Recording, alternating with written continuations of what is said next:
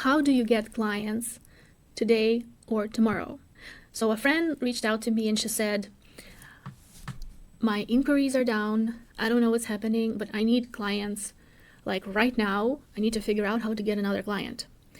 And I was recording her a WhatsApp message after WhatsApp message. And then I thought, okay, I have to put all these tips into a YouTube video for you. So here it is, what I would do if I had to get a client tomorrow or even today. If I needed to come up with extra $1,000 to $2,000 like this week, like really quickly, here's what I would do.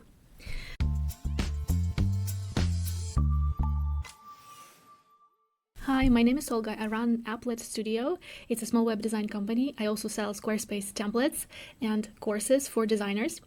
And I've been doing this for 6 years now. So my leads are pretty much automatic. I always have work and my website generates this work for me. So it never happens to me that I have like 0 clients, 0 inquiries. Sometimes I have slower periods, but overall, generally, I always have something on my radar. It's either a client has to pay next month or they're booking and they're paying right now. And this process is continuous. Something comes up all the time, but I'm not actively managing this process because I also have other parts of my business that generate income on autopilot, such as courses and Squarespace templates. If I had to actively manage the process and generate leads from my business, like for today or for tomorrow, I would absolutely get back on Upwork. I was on Upwork for a number of years. I was a copywriter on Upwork, and then I really quickly switched to getting design projects on Upwork. You can actually look for my profile and see. But the small thing to understand about Upwork is that your clients are already there. They're actively looking for somebody to work for them. And all you have to do is show up, get into their view, send them a really warm, welcoming message with concrete steps, concrete information on how to work with you and what you do and why you're better than other creators. And trust me, the majority of people on Upwork, like 90%, fail to do that. So if you get on Upwork and if you create a fake project to see how this looks like from the perspective of a buyer, you'll see that, let's say you post a project and you will get 50 messages from people who are sending generic requests.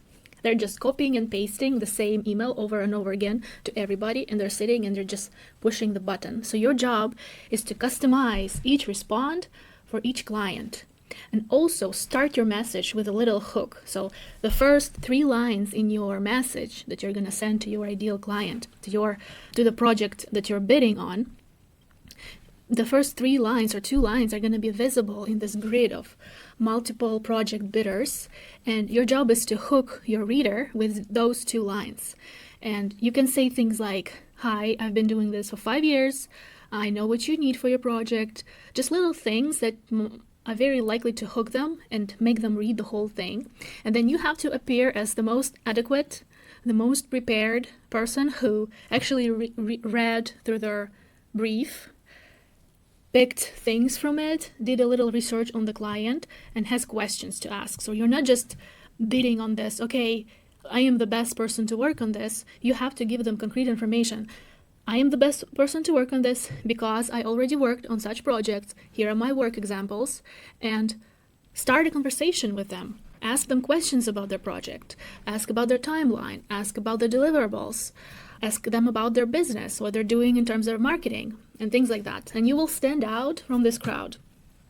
A few years back, I actually hired a copywriter on Fiverr who I was working with for a couple of years, actually. And I posted a job on Fiverr, and I got a ton of generic answers, which did not have any information, any valuable information for me whatsoever as the person who was hiring. And only one person sent me a message which was tailored to my project. It was tailored to my situation, and she won the project. And right now she's a really successful Fiverr freelancer. She has lots of work. She raised her prices and she's really successful with it. So when you think that, okay, Upwork is a race to the bottom, yes, if you act like all of these people who are on Upwork. If you act like yourself, you're a good creative and you have a lot of valuable skills and you bring something to the table. So start doing that from the moment you bid on a project. Next thing to understand about Upwork is that it's a funnel. So let's say on a given day, you have to dedicate 20 to 30 minutes per day to bid on projects. And on a given day, let's say you send 3 proposals. Next day, you send 3 proposals. And my proposals actually had a 95% response rate. So not everybody who will respond to your proposal will hire you. And that's okay, because it's a funnel. You have to filter out the people. You have to filter out the shitty projects too. So that's why it's in your interest to ask a lot of questions. Usually a good marker to look at is a conversion rate. The conversion rate for Upwork would be around 10%. So out of 10 proposals, and we're talking good proposals, not generic message, not the message that you copy and paste. Out of 10 proposals, you'll get 1 project and you will get several interviews. Let's say you get 2 to 3 interviews. So that's how you get your first client. If you're starting from zero on Upwork, if you don't have a profile and you don't have work that you have done for somebody else, it might take you a little longer.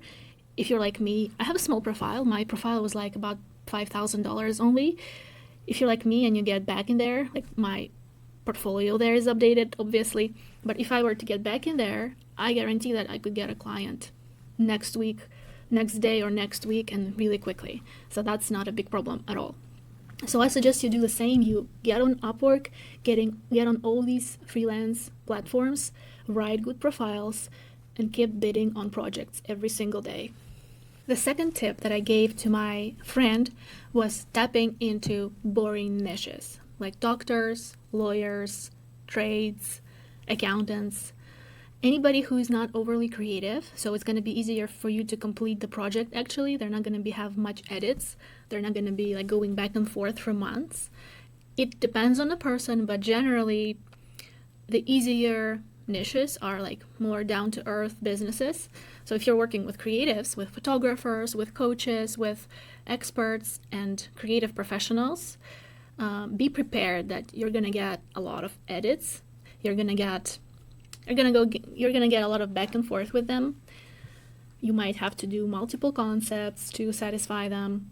You might have to iterate more, but other niches are easier to work with, and they're usually looking for clients on freelance sites, or your branding and your messaging needs to be much simpler to appeal to them. So you can even create a landing page and run ads to your local business. Another tip is to tap into the local market that you have.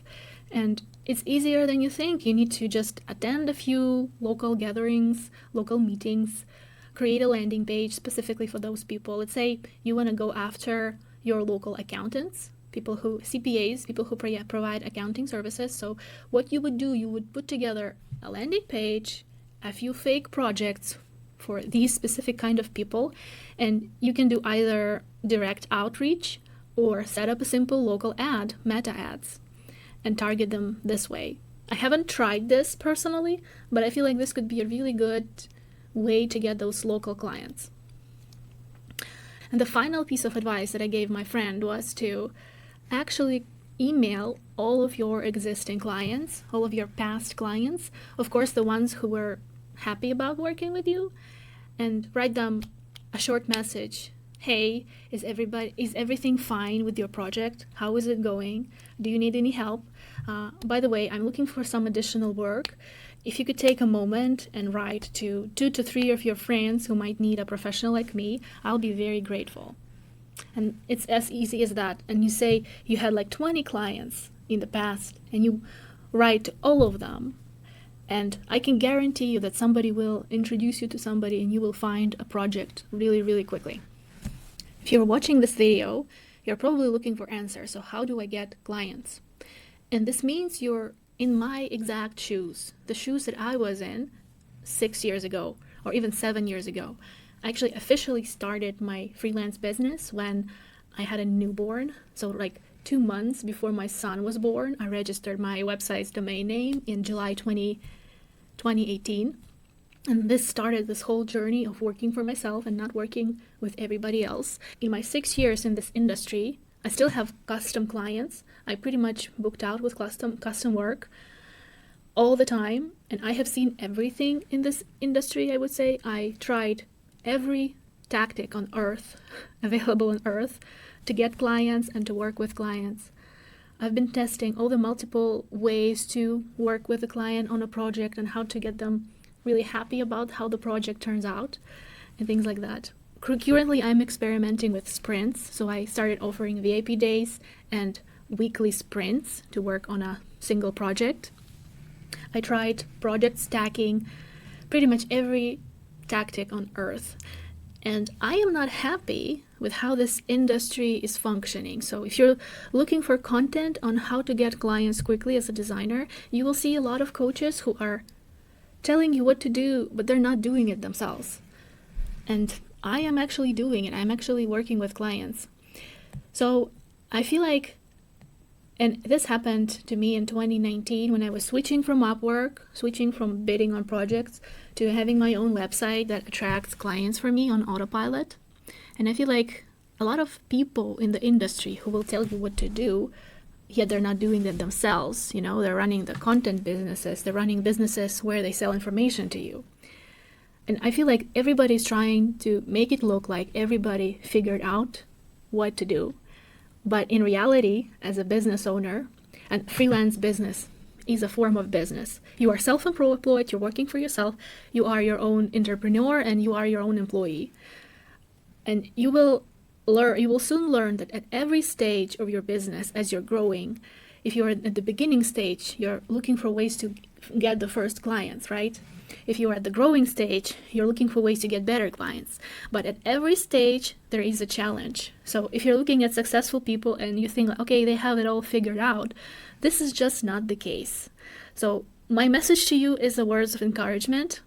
If other people figured it out and made it to another level, and then the next level, and then the next level, you will figure it out eventually too.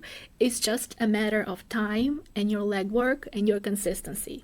So you need to get on Upwork, you need to get your own website, your own Instagram account, your Dribble account, your Behance account, and be consistent with posting and getting your content out there.